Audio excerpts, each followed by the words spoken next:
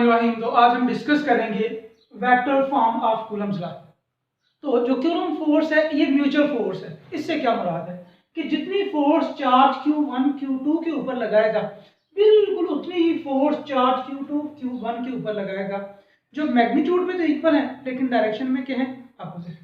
तो Q1 Q2 के ऊपर जो फोर्स एक्सर्ट कर रहा है उसको हमने रिप्रेजेंट किया F21 से, और इसके लिए जो हमने यूनिट वेक्टर यूज किया है R⁻21। इसी तरह जो चार्ज Q2 Q1 के ऊपर फोर्स लगा रहा है उस फोर्स को हमने रिप्रेजेंट किया है F12 से, और इसकी डायरेक्शन को हमने ज़ाहिर किया है यूनिट वेक्टर R12 से। तो फर्स्ट हम फाइंड करते हैं जो Q1 Q2 के ऊपर फोर्स एक्सर्ट कर रहा है। The force exerted by charge Q1 on charge Q2 is, तो उस फोर्स को हमने नाम दिया था F21। तो ये आ जाएगा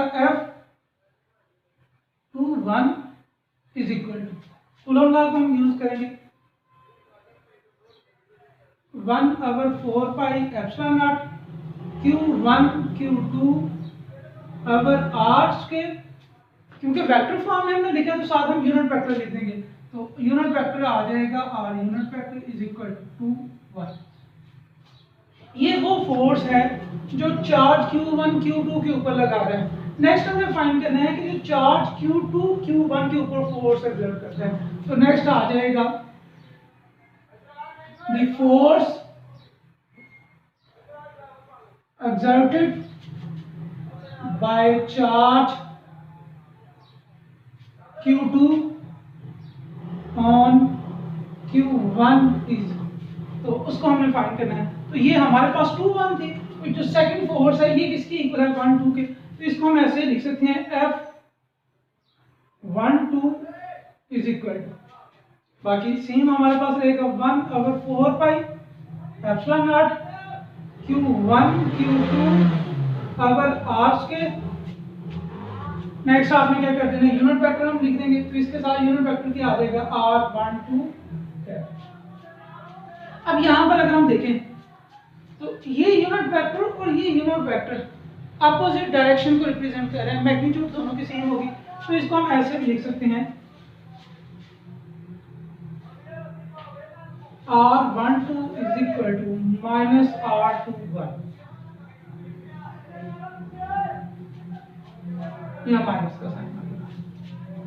नेक्स्ट हम क्या करेंगे, यानी ये जो R12 है इसकी जगह हम ये वैल्यू रख सकते हैं, तो हमारे पास ये एक्सप्रेशन आ जाएगा F12 is equal to 1/4πε0 Q1 Q2 r²। तो इसकी जगह हम रख देंगे -R21। अब ये जो माइनस साइन है अगर इसको हम पहले ले आते हैं तो ये हमारे पास आ जाएगा F12 is equal to -1/4πε0 Q1 Q2 r²R21। अब यहां पे अगर हम इस सारे का सारा फैक्टर देखें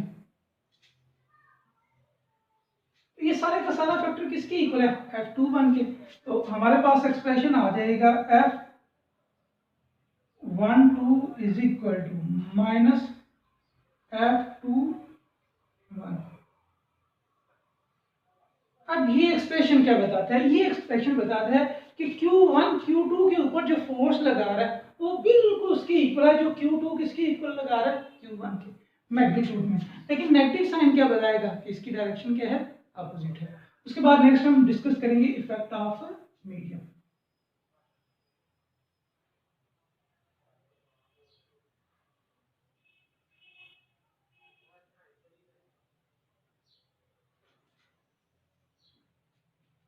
इफेक्ट ऑफ मीडियम को स्टडी करने के लिए ये हमारे पास दो चार्जेस हैं, एक चार्ज Q1 था और दूसरा चार्ज क्या है Q2। हमने क्या कर दिया, जिनके दरमियान सेपरेशन है R, इनके दरमियान हम क्या करते हैं, किसी इंसुलेटर मटेरियल जिसको हम डाइलेक्ट्रिक का नाम देते हैं उसको हम रख देते हैं, ये हमने डाइलेक्ट्रिक रख दिया।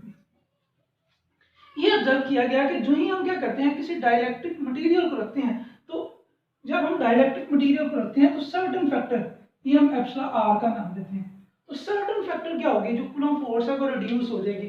तो इन प्रेजेंस ऑफ डाइलेक्ट्रिक हमारे पास जो कूलम्ब फोर्स आ जाती है वो F is equal to 1/4 pi epsilon not epsilon r Q1 Q2 over r square. अब इसको हम ऐसे भी लिख सकते हैं, ये मीडियम की मौजूदगी में हम साथ मीडियम लिख लेंगे। अब यहाँ से अगर हम इस फैक्टर को सेपरेट कर लेते हैं, यानी इसको ऐसे लिख लें f medium is equal to 1/एप्सिलॉन आर, तो ये आ जाएगा 1/4 pi epsilon naught Q1 Q2 over r square. तो ये हमारे पास थी Coulomb force when medium between charges is free space. जब फ्री स्पेस हमने लिया था तो इसको हम ऐसे लिख सकते हैं f medium is equal to 1/एप्सिलॉन आर इनटू एफ वैक्यूम या फ्री स्पेस आप लिखें। तो यहाँ से अगर हम एप्सिलॉन आर को सेपरेट कर लेते हैं तो ये हमारे पास आ जाएगा epsilon r is equal to f vacuum अगर एफ मीडियम।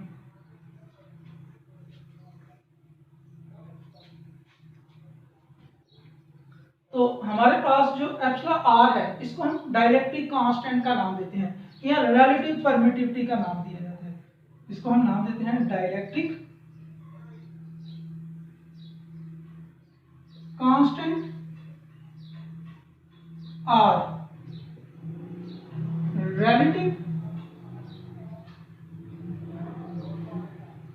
परमिटिविटी। इसको हम डिफाइन कैसे करेंगे, जो हमारे पास डाइलेक्ट्रिक कांस्टेंट या रिलेटिव परमिटिविटी है ये दो कूलम्ब फोर्स के दरमियान रेशियो है। एक उस वक्त कूलम्ब फोर्स जब दो चार्जेस के दरमियान फ्री स्पेस या वैक्यूम है, to Coulomb force when insulated material is between two charges. तो उन दोनों फोर्सेस की जो रेशियो होगी उसको हम नाम देंगे डाइलेक्ट्रिक कांस्टेंट या रिलेटिव परमिटिविटी। तो क्योंकि ये दो एक जैसी क्वांटिटी के दरमियान रेशियो है लिहाजा इसका कोई यूनिट नहीं होगा, नो यूनिट। तो ये था हमारा आज का लेक्चर। अल्लाह हाफिज़।